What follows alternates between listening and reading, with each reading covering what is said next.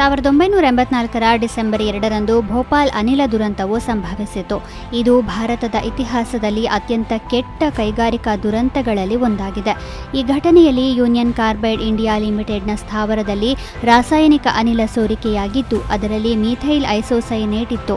ಈ ದುರಂತದಿಂದ ಸಾವಿರಾರು ಜನರು ಪ್ರಾಣ ಕಳೆದುಕೊಂಡರು ಮತ್ತು ಲಕ್ಷಾಂತರ ಜನರು ಈ ವಿಷಕಾರಿ ಅನಿಲಕ್ಕೆ ಬಲಿಯಾದರು.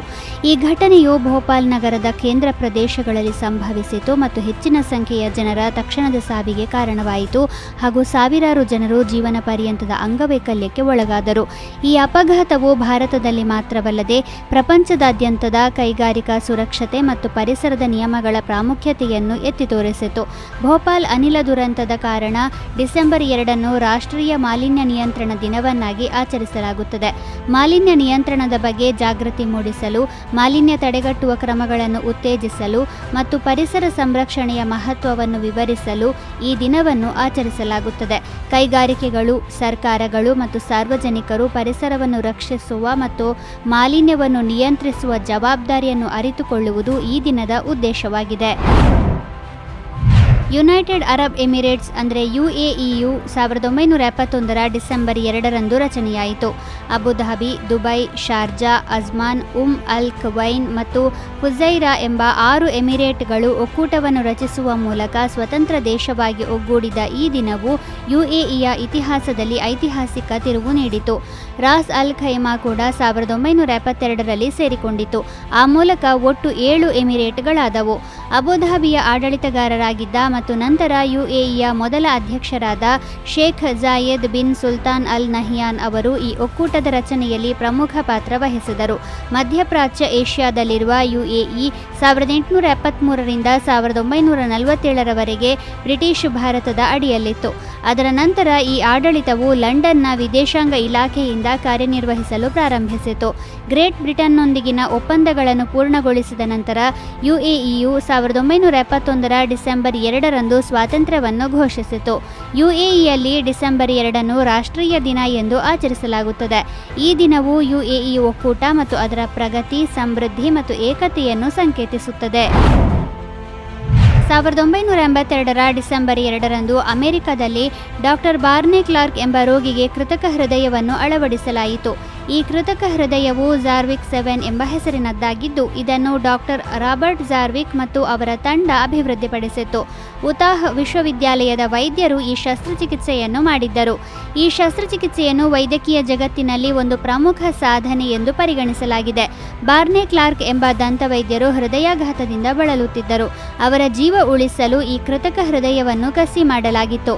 ಡಾಕ್ಟರ್ ಬಾರ್ನೆ ಕ್ಲಾರ್ಕ್ ಅವರು ಕೃತಕ ಹೃದಯದೊಂದಿಗೆ 112 ದಿನಗಳ ಕಾಲ ಬದುಕುವ ಮೂಲಕ ವೈದ್ಯಕೀಯ ಸಂಶೋಧನೆಗೆ ಅಮೂಲ್ಯ ಕೊಡುಗೆ ನೀಡಿದರು. ಅವರು 1983ರ ಮಾರ್ಚ್ 23ರಂದು ನಿಧನರಾದರು.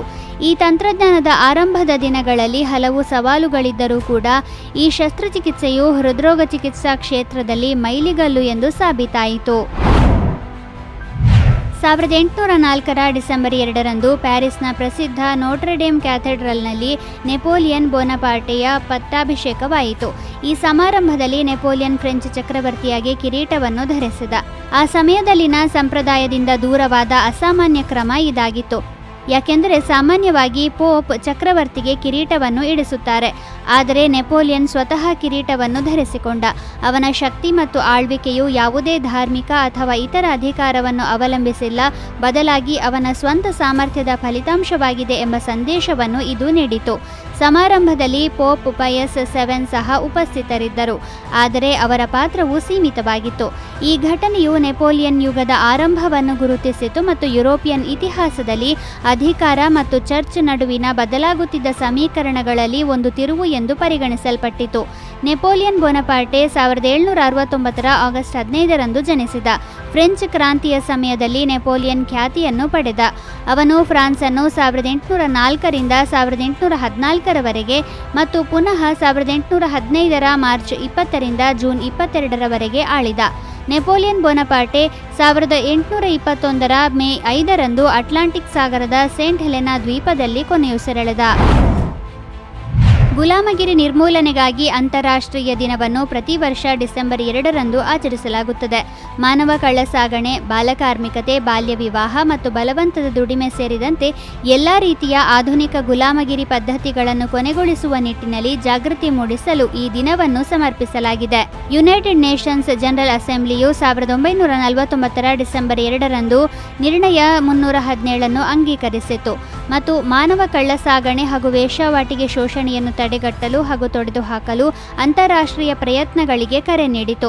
ಗುಲಾಮಗಿರಿ ಮತ್ತು ಮಾನವ ಶೋಷಣೆ ಇನ್ನೂ ಹಲವು ರೂಪಗಳಲ್ಲಿ ಅಸ್ತಿತ್ವದಲ್ಲಿದೆ ಮತ್ತು ಅವುಗಳನ್ನು ಕೊನೆಗೊಳಿಸಲು ಪ್ರತಿ ಹಂತದಲ್ಲೂ ಪ್ರಯತ್ನಗಳು ಅಗತ್ಯವೆಂದು ಈ ದಿನವು ಜಗತ್ತಿಗೆ ನೆನಪಿಸುತ್ತದೆ.